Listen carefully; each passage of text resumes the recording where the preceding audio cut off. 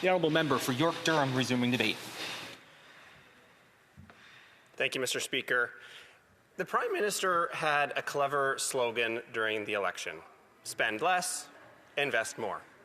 Now, I know they are fond of slogans, and it was a good one, even in my opinion. Spending less sounds good. Investing more sounds good.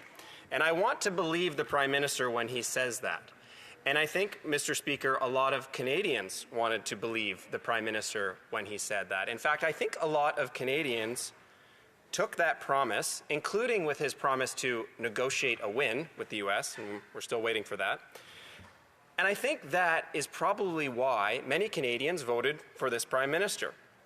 So let's give the Prime Minister the benefit of the doubt for a minute and believe him and assess his promise to spend less and invest more. Is the Prime Minister spending less on operating expenses? No. The Parliamentary Budget Officer says, in fact, that the average deficit over the next 5 years will be double what was projected last year in the fall economic statement. The Budget Officer says, and I quote, "The deterioration primarily reflects new day-to-day operating measures and increased provision for liabilities." That doesn't sound like spending less, Mr. Speaker.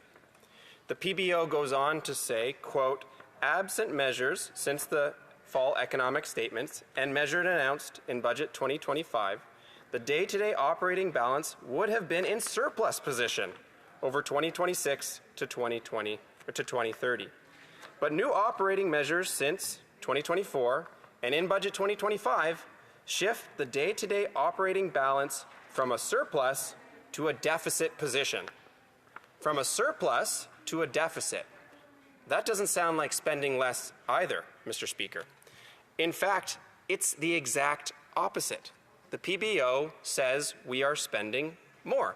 And perhaps that's why this government is so mad at the PBO and is looking to fire him for telling the truth to Canadians. Well, thank God that the PBO is here to tell the truth to the Canadian people, because we sure aren't getting it from the government. Let me ask the same question about the second promise, Mr. Speaker, the promise to invest more. Is the Prime Minister investing more?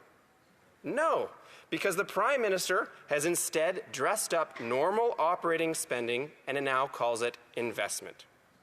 Again, we have the PBO to thank for shining light on the Prime Minister's attempt to cook the books. The PBO says, quote, "The government's definition of capital investments is overly expansive."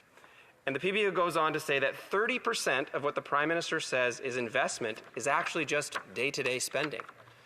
That doesn't sound like investing more. In fact, it sounds again like spending more, Mr. Speaker. And again, I wonder if that's why this government is so intent on driving the PBO out of office.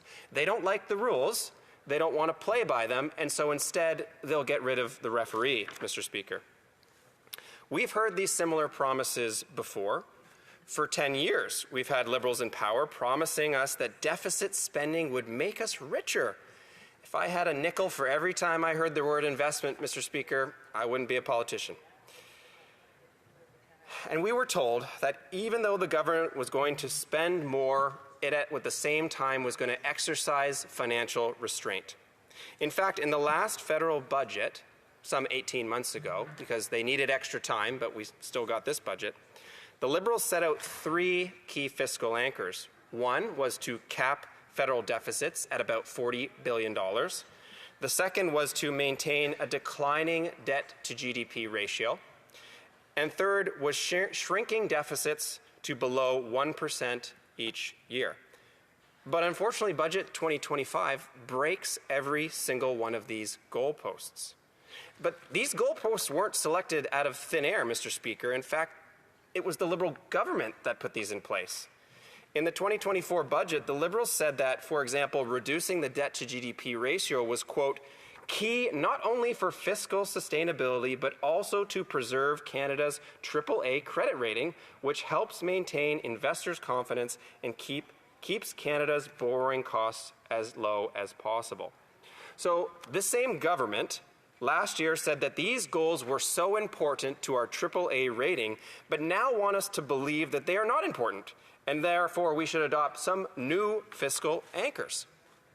I think Canadians can be forgiven for questioning why that is. The deficit, Mr. Speaker, has ballooned to over $78 billion. Rather than lowering the debt to GDP ratio, Budget 2025 will actually see it rise in this fiscal year and the next several fiscal years. Lastly, deficits will not stay below 1% of GDP, but will rise to 2.5% of GDP in this fiscal year. In fact, Budget 2025 shows that deficits will be above 1% of GDP well past 2030. Now, I know the Liberals love to talk about our AAA credit rating, but they don't like to talk about is what the credit rating agencies are saying today.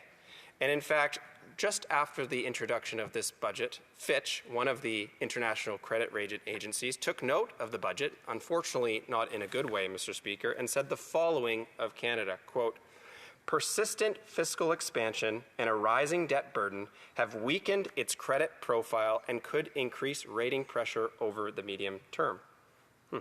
Now, Finch went on to warn the government, and I hope they're listening to this warning, that, quote, "The Canadian government has a track record of upward deficit revisions with subsequent budget updates consistently worse than prior projections. Federal finances run a high risk of further deterioration." These aren't my words, Mr. Speaker. They're not the words of the opposition. They're the words of our credit rating agency, upon which our AAA credit rating depends. And that's a troubling analysis by this credit agency, Mr. Speaker, because any change to that credit rating would be catastrophic and would lead to much higher debt interest charges for Canadians. But behind every number, Mr. Speaker, is a human story. It's a story of a family struggling to get by, to make ends meet. And I want to share just one of those stories from one of my residents who wrote to me just after the introduction of the budget. His name's Ryan, and he said, "I'm writing to express my deep concern about the rising cost of living in our community. I've lived in the same neighborhood for more than a decade, and almost every essential cost of living has increased dramatically." And he goes on to tell me, to illustrate this, I've reviewed my own expenses from 2013 to 2025, and here are the actual numbers for my household.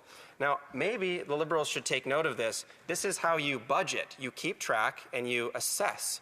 So I hope they're taking notes. Ryan says groceries are up 200%, electricity 133%, cable and internet up 150%, vehicle insurance up 300%, fuel up 100%, water and sewer up 168%, accounting fees up 150%, and property taxes up 112%.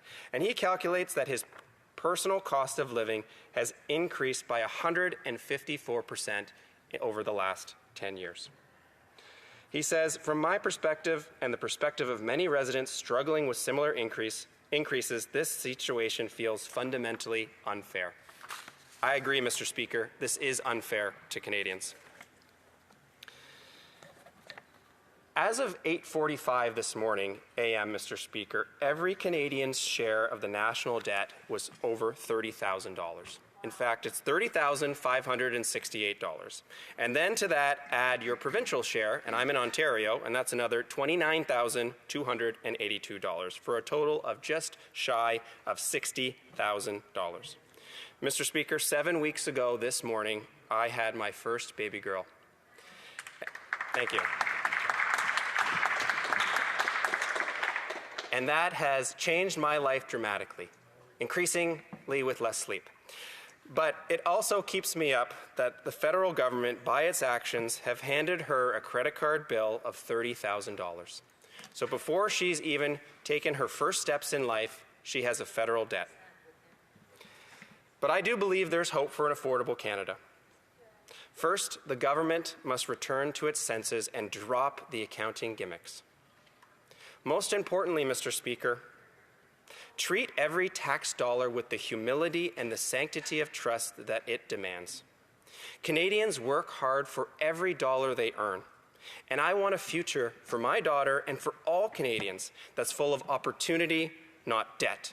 And that's a Canada that I will fight for.